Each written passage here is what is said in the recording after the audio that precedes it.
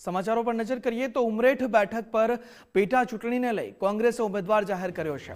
કોંગ્રેસે ઉમરેઠથી ભૃગરાજસિંહ ચૌહાણને ટિકિટ આપી છે। જે ઉમરેઠ બેઠક પર પેટા ચૂંટણી થવાની છે તેને લઈ કોંગ્રેસે પોતાનો ઉમેદવાર જાહેર કરી દીધો છે અને કોંગ્રેસે ટિકિટ આપી છે ઉમરેઠથી ભૃગરાજસિંહ ચૌહાણને। કોંગ્રેસ દ્વારા ટિકિટ આપવામાં આવી છે। ભાજપના ધારાસભ્યનું નિધન થતાં આ બેઠક ખાલી પડી હતી।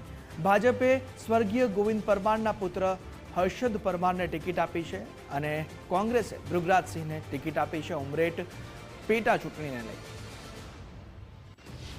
અમારું જે મોડી મંડળ છે ને ખાસ કરીને એઆઈસીસીમાં અમારા રાષ્ટ્રીય અધ્યક્ષ છે ખડગેજી, રાહુલજી, સોનિયાજી અને અમારા પ્રદેશના અમારા જે માર્ગદર્શક છે અને પ્રદેશ પ્રમુખ આદરણીય અમિતભાઈ ચાવડા સાહેબ અને અમારા જિલ્લાના વડા અને અમારા માર્ગદર્શક શ્રી ભરતસિંહજી સોલંકી સાહેબનો આ તબક્કે હું ખૂબ ખૂબ આભાર વ્યક્ત કરું છું અને એમના થકી અમને જે પણ આ જવાબદારી આપી છે ટિકિટ તો ઘણું વસ્તુ છે પણ એને જીતવા માટે કઈ રીતે કામ કરવું એ નેતાઓના માર્ગદર્શનથી અમે આ સાર્થક કરીશું।